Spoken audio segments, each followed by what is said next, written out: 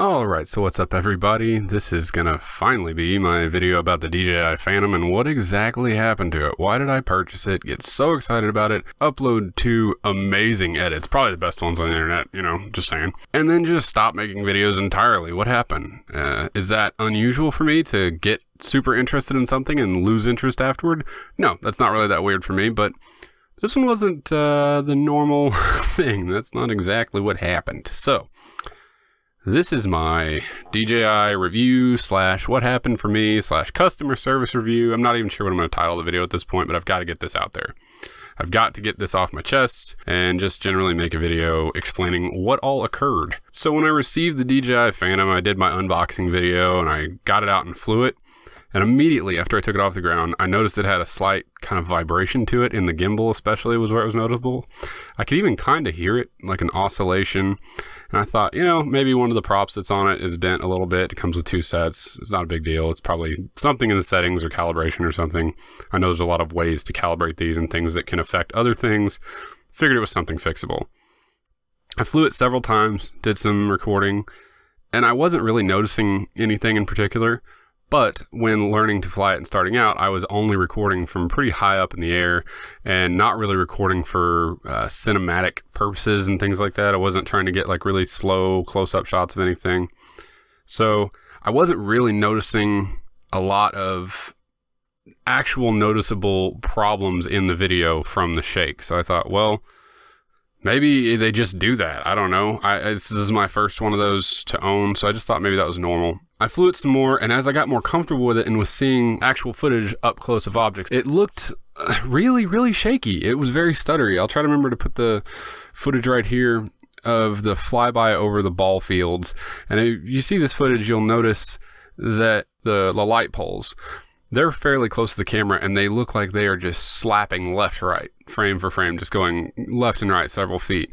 That was the easiest to see that effect going on out of all the videos I've watched back after recording with it. And there's plenty of others that it just doesn't look right. It doesn't look like the footage you see with these that other people capture. At that point, I started really digging, trying to find a fix for this thing. And this was after I had made the 2 videos that I uploaded, the edit and then the first flight where I took it out 6,000 some odd feet, was when I was really starting to think I might have an actual warranty type issue here, not just a small calibration issue. I'd done all the gimbal calibrations, followed every step. I did hours and hours of digging online trying to find a fix for this. So at this point, a DJI, I guess you would say representative of some sort on a forum, forget their actual logo or their little forum ID banner thing, but it said they were a DJI customer service rep who worked the forums, I guess, or that was part of their job.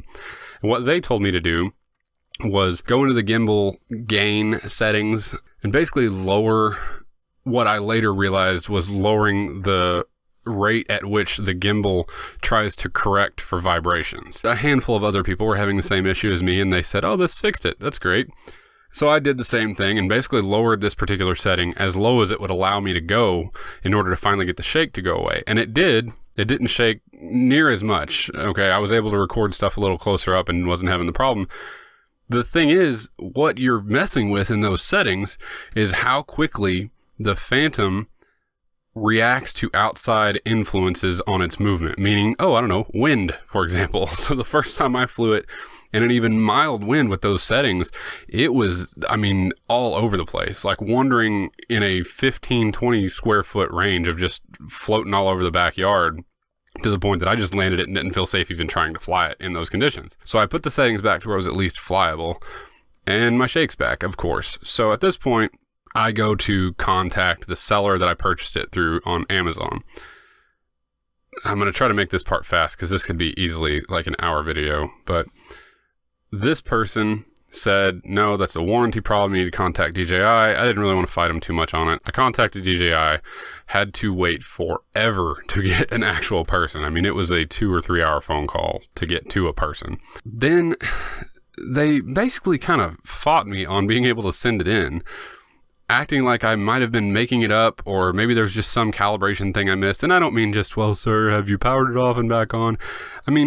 really, this is going to sound like I'm just being whiny or something, but they really just seemed kind of condescending and like they just didn't have time for me. And I finally got to send it in to them. And in the email that they sent me of this paperwork to fill out that had the purchase number from Amazon and yada yada, at the very bottom of this page, it said, unless specifically requested, do not send in these following items.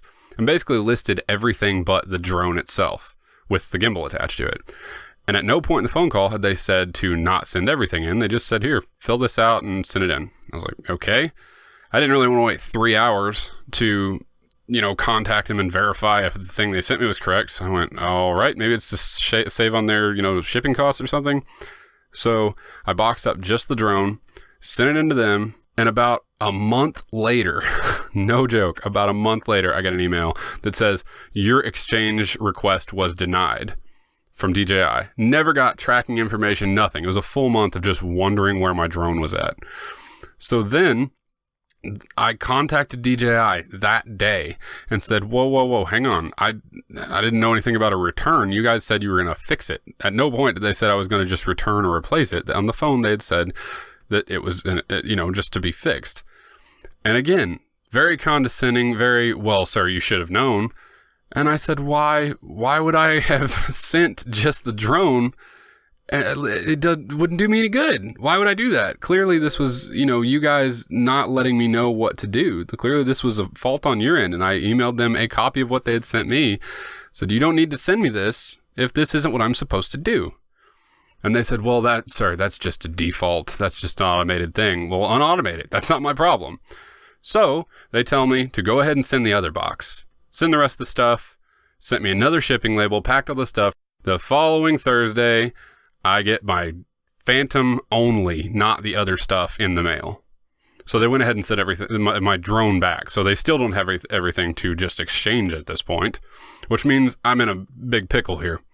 So then, and I'm going to speed through this part, I made, I don't know how many phone calls trying to get a hold of them and find out where the rest of my stuff was, because it never came back. 2 months later, I still did not have my remote, didn't have my battery, didn't have my props, didn't have anything. I didn't have my charger. I had the frame of basically the drone with the gimbal and camera attached to it, nothing else. It wasn't usable for 2 months. Okay. And granted, this is 3 months from when I actually contacted them to send it back. So I'm going to sound more and more frustrated as this video escalates here. I'm going to try to get through this. And after basically loads of phone calls, suspiciously calls dropping right when I would finally say, well, I've got both tracking numbers for both packages here. I saved every email, saved everything. I've got both tracking numbers. One of them shows the package, number 1, going to you guys and then coming back to me. The other one arrives at your facility sometime in February and then just never went anywhere else. And they every time would say, well, sir, it says right here in your request that you received a package back. You signed for it on this date. And I kept saying, yes, that's the first package. You guys have the rest of my stuff. And then at that point, they would quote unquote transfer me and the call would drop every single time. I mean, this was extremely frustrating because it's not uncommon to call them and your call waiter queue number be like 65 or more. You are caller number 62 in line. Your caller number 55 in line, 75 in line. You wait forever to get to talk to their terrible customer service on top of that. So eventually I actually contacted the Better Business Bureau. They filed a complaint to them. And after 5 to maybe 7 emails back and forth, also I have all these back and forth with the Better Business Bureau and DJI, basically what happens if you contact the Better Business Bureau. I'd never had to do this before. They essentially curate your conversation back and forth with whatever company is not meeting the standards that you think they should meet. And I don't think DJI meets those standards whatsoever, especially if they're selling $500 and up drones. After a lot of this and me providing the Better Business Bureau with both tracking numbers, the case closed through the Better Business Bureau because they ran out of 30 days. That's what happens. They ran out of time, still had not sent the rest of my stuff back. They basically just kept saying, well, we don't really know. We've already sent you one back. It says right here it's back. So then I contact the Better Business Bureau again. And both times that I contacted them, they were very understanding. They would say, it's very clear from these tracking numbers that you sent them 2 packages and only received 1 back. So they gave me the phone number of, I didn't know this existed either, the District Attorney's Office Buyer Protection Agency branch. I don't know if this is a number you can only get after you have been down a huge rabbit hole of mess like this or what. I'd never heard of this, but they gave me this number. And when I emailed this number to DJI and said, I'm going to contact them if you don't send the rest of my stuff or send me a new drone. This is ridiculous. Send me some refurb items. I don't care, but I want a drone that at least flies. I want stuff that I actually have. You know, I want to actually have the stuff that I purchased. I have nothing right now. What I have is useless. I can maybe get $100 out of it on eBay. This is ridiculous. As soon as I sent them that phone number, guess what? About a week later, I get a package at my doorstep. None of my stuff. I take everything out, and they still forgot to send the clamp for the freaking phone. It was still, I mean, I could fly it finally, but there's no way to hold the phone on there without just laying it on the ground and kind of like trying to stand over it and make it work.